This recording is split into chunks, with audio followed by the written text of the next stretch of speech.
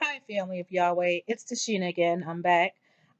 Remember that you are who Yahweh says you are. Today, we're going to be talking about the Holy Bible for Black Judah and Jerusalem. You'll find today that God has a special message in this Holy Bible for you, despite what you may think. So just hang in there, and I'll be as quick as possible. Some things we're going to touch on is first, we're going to have to forget what we've been taught in order to really truly understand the Bible for ourselves, the messages that God was giving to his children, the children of Israel. Know the audience. Who is the writer speaking to? The writers are not always speaking to Israel, especially in the New Testament. Determine who is the New Testament audience. We're going to talk about how you can do that. We're going to talk about the New Testament teachings that are directed towards Israel versus the New Testament teachings that are directed towards the Gentiles, which is, for the most part, Paul's teachings and his writings. We're going to talk about whether or not the children of Israel should read Paul's writings. We're going to talk about how we know that God has a special message for Israel.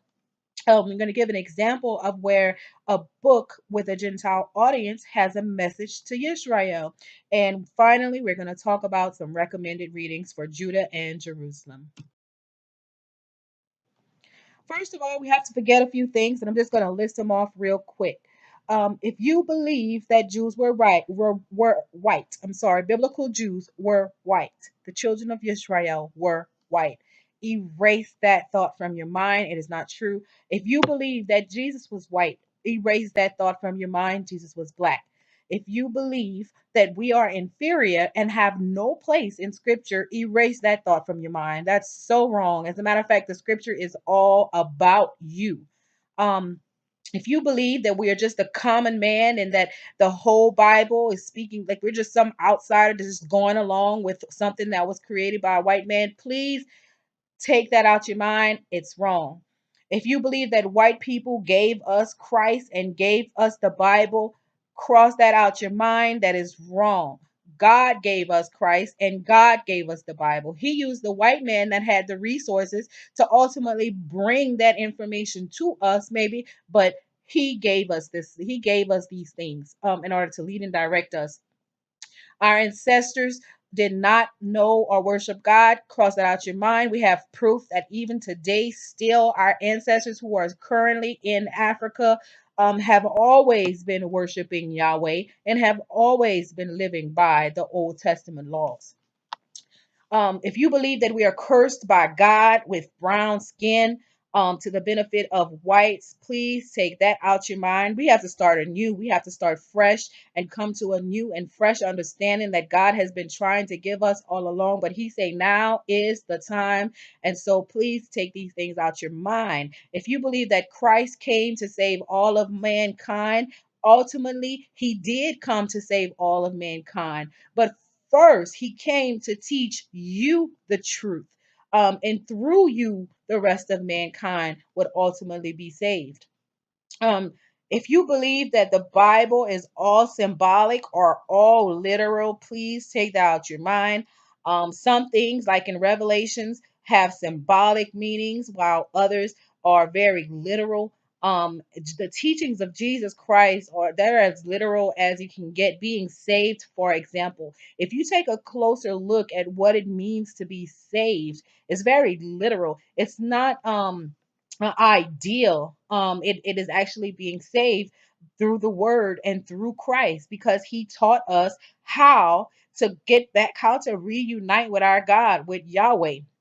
And that saves us from the world, from evil, from the devil, from sin. So being saved is a literal concept and not an idealistic one. If you thought that the Bible is all, I'm sorry, if you believe that the Bible has one audience, which is the whole world, please throw that idea out the window. The Bible has more than one audience.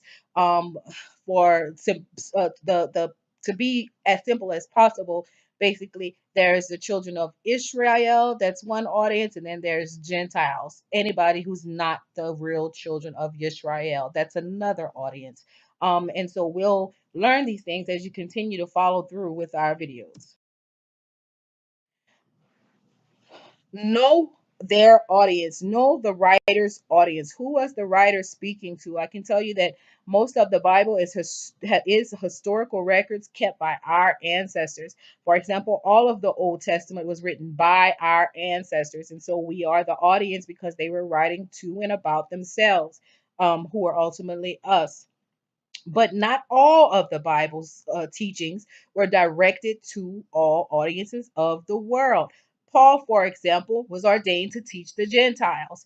Gentiles in the New Testament days were considered Greeks and those who worship like the Greeks, those who worship multiple gods, those who practice idolatry, paganism, all this stuff. This is who Paul was ordained to teach. He wasn't ordained to teach the children of Israel specifically. Jesus, on the other hand, made it clear that he and his disciples were teaching Israel and Israel only, at least up until his resurrection. So Jesus came to teach Israel first. But let's take notice of something. God is not the author of errors. If God sent Christ back in that day to teach Israel. And we read throughout the Bible that Israel really never got it during the life of Christ, at least. But we see where shortly after he died, Israel began to be saved by the thousands. And over the years, they continued to be saved and continued to pass on the message of Christ and salvation from generation to generation. Ultimately, Jesus came here to teach Israel of the last days. And so pay very close attention. Whenever Jesus is speaking, whenever his disciples are speaking, they are speaking to the children of Israel 99.9% of the time. Paul is a self proclaimed apostle of the Gentiles. He says in Romans 11 and 13 and in other places throughout the New Testament, he says, "For I speak to you Gentiles, inasmuch as I am the apostle of the Gentiles. I magnify my own office." And so Paul himself is telling us that he came to teach Gentiles. Therefore, his letters will be directed to Gentiles, his teachings will be directed to Gentiles.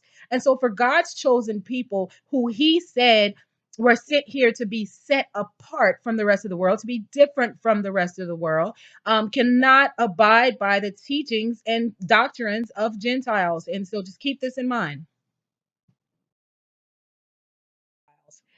That being said, the New Testament teachings to Israel was written by the disciples and includes Matthew, Mark, Luke, John, Acts, James, First Peter, Second Peter, First, Second, and Third John, Jude, and Revelations. Now, the Second Peter with the asterisk, I kind of skimmed through it, and the author was sort of unclear. I'm sorry, the audience was sort of unclear, so you may want to read that one and make that determination for yourself. Um, Acts as well. Acts really the audience is versatile. It could be Yisrael or a dual message to just all of God's creations. The New Testament teachings to the Gentiles are Paul's teachings, Romans, 1st and 2nd, Colossians, Galatians, Ephesians, Philippians, Colossians, Hebrew. It's said to have been written by Paul, but Paul in all of his writings he wrote in salutation saying that it was from him, and he also wrote in most cases who his audience was, who he was writing to, and his audience was always a Gentile nation or church. But Hebrews doesn't do that. And I read all of Hebrews, and there was a lot of really good messages to Israel. So I think it's worthy of reading, as from a perspective that we are its intended audience. But you can make that decision on your own once you read it. We also have First and Second Thessalonians, First and Second Timothy, Titus, and Philemon in Paul's teaching. How to determine who the New Testament audience is. Read everything in context. Get the whole story, and you'll discover the audience. I just want to point out I grew up in the church and went to Baptist churches, Pentecostal, Apostolic, non denominational, you name it, I've been there. And one side of my family was Catholic, so I've even visited the Catholic Church a couple of times. And one thing that I saw in mostly the Protestant churches, they'll pull out one verse, one sentence, one statement, one idea, and preach a whole sermon on it. And if you go back and read the entire thing, the whole message that they gave you sometimes is out of context. And so we always want to read everything and understand, everything about it, understand where, why something was done. In order to do that, you have to go back and read everything. A lot of times if you're reading midway in a chapter, you need to go back to the beginning of the chapter to get the whole idea. Sometimes even to the first chapter of that book, and read forward. So you really need to understand what's going on in a certain situation, who's being spoken to, who's doing the speaking, all this stuff. And from that, you can always gather who the audience is, or usually gather who the audience is. Most of Paul's writings are directly addressed to Gentiles, so that's very clear. When the books don't directly state who the audience is, you can look for clues. You can ask yourself questions such as, does the writer talk about Israel in third party and third person?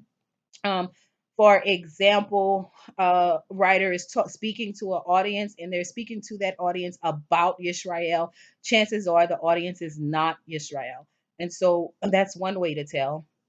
If they are speaking that way, then they're not speaking to you.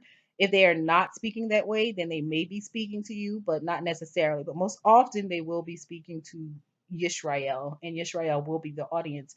Does the writer direct statements toward or address Yisrael? And so if you hear stuff like, "Oh ye Yisrael," or "Ye the children of Yisrael," or something, clearly the writer is speaking to Yisrael when you see that. Is the writer teaching the opposite of what Jesus taught? Sometimes, even if the audience is Yisrael, you might have some questionable things being said by the writer, something that opposes the teachings of Jesus Christ himself. Always go back, and Matthew, Christ impresses upon Israel that we are more strictly accountable for the Ten Commandments, having access to salvation.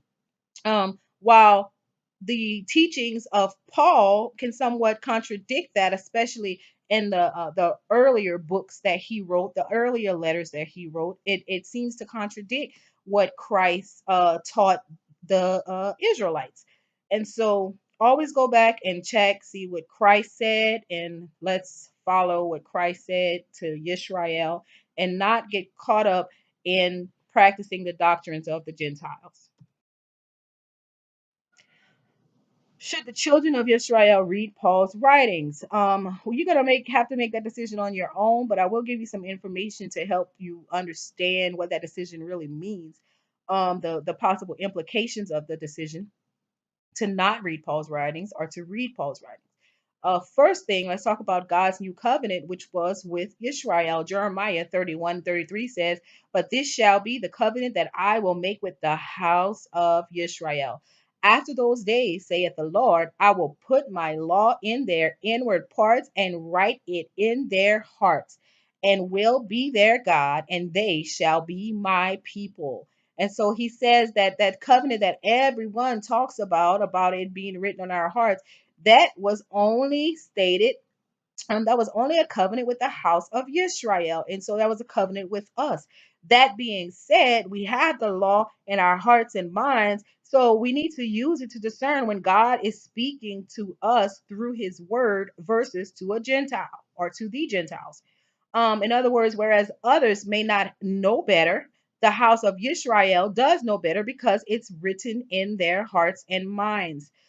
They know what agrees with God's expectations for them personally versus all others, and what goes against God's instructions to them. Again, I would use the teachings of Jesus as a measuring stick, to make sure that we're always in line with what God wants us to do and what his expectations of us are. Should children of Israel read Paul's writing?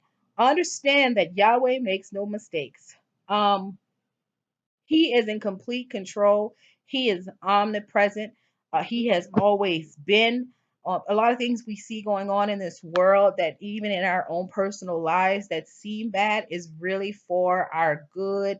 And so the best thing to do is to come to the acknowledgement and acceptance that God is always in control. He makes no mistakes.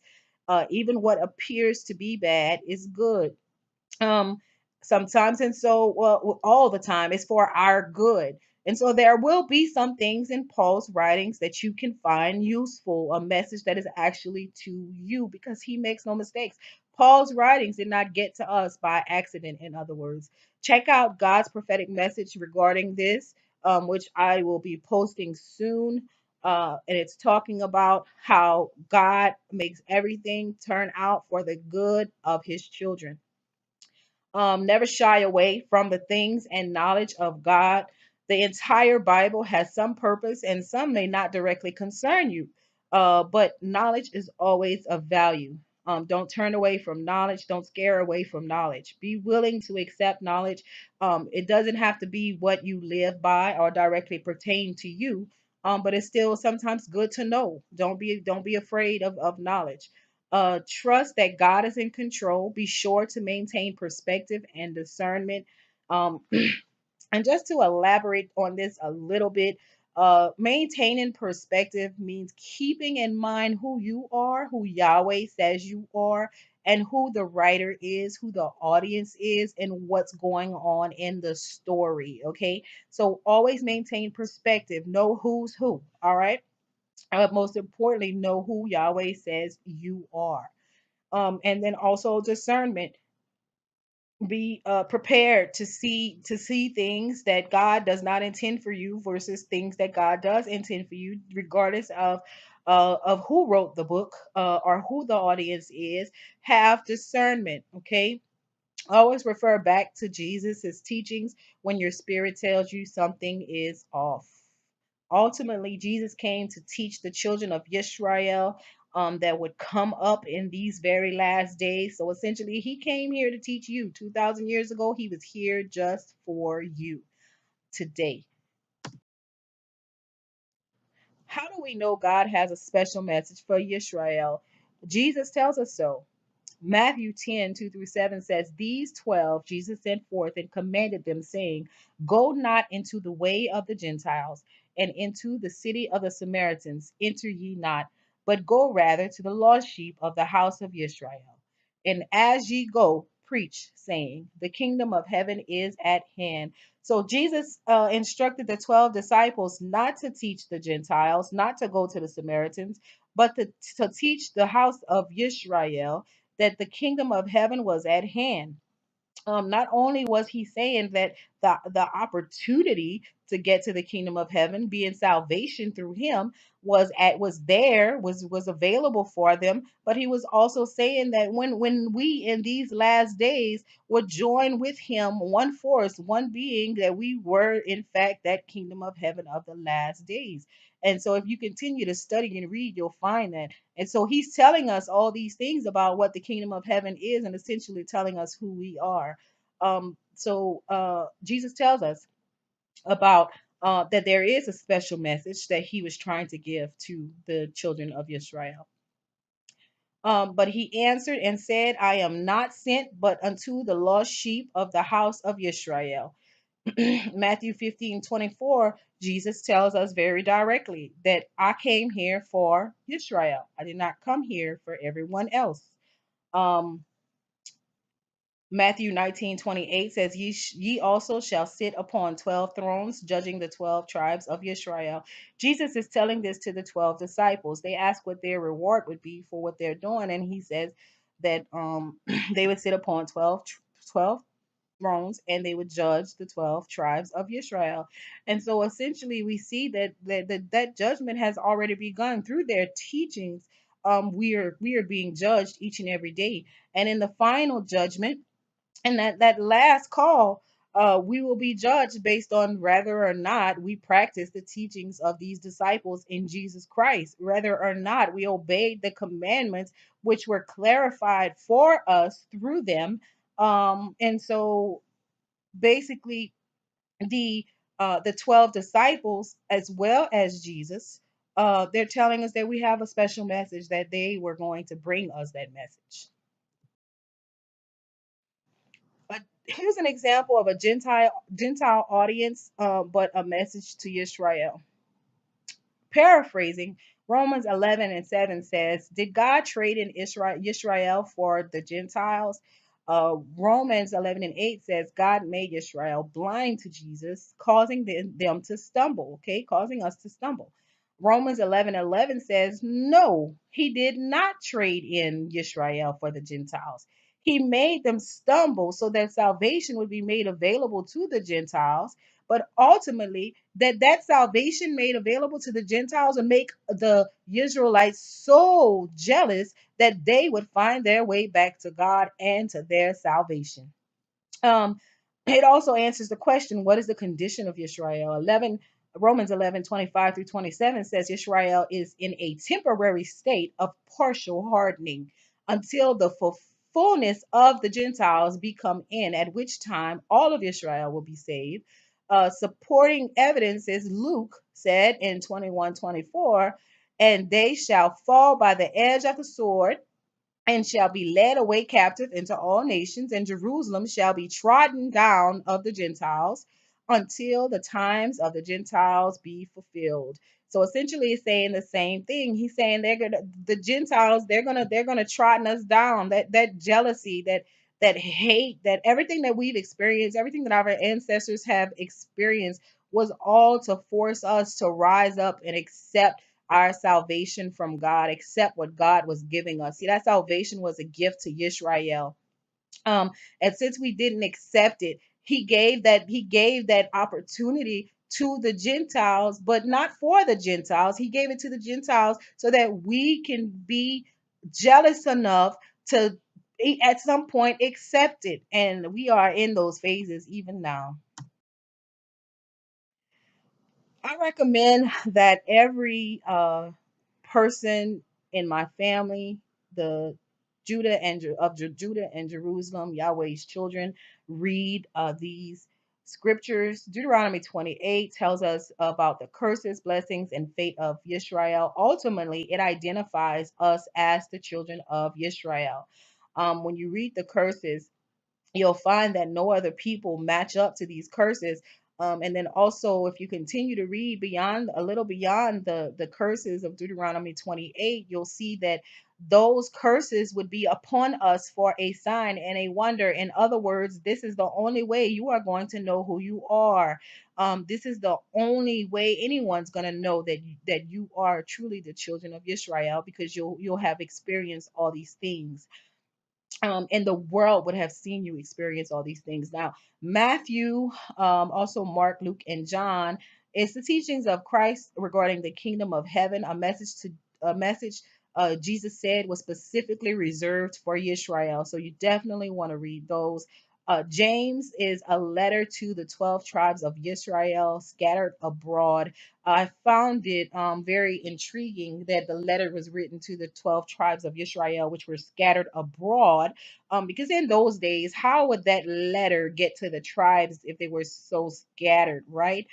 So I really truly believe that James, this is a more of a prophetic letter that God had instructed James to write, that God knew that we would someday see and read. So I think this one is very important to read as well.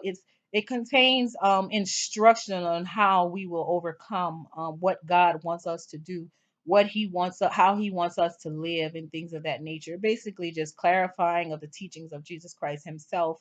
Um, Revelations tells us about our purpose, our rising up, and our eternal destiny. So it tells us where we come from, where we are, and where we are going, and how we will get there. So Revelations is very good to read. I know that Revelations has a lot of symbolism, and a lot of people find it difficult to understand. So I am doing a series on Revelations that will be coming up on my YouTube channel, Black Judah in Jerusalem, very soon.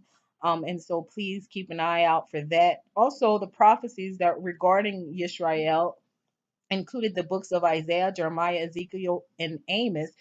This is not an all inclusive list. However, these are the ones that most frequently reference the children of Israel. And so you'll find a lot of detail there. Also, when studying Revelations, sometimes a lot of times you're led back to one of these four books of the Old Testament because it very closely relates to the Revelations, Daniel as well. Well, I just want to thank you all once again for watching Black Judah in Jerusalem. Please subscribe and remember, you are who Yahweh says you are. Love you much.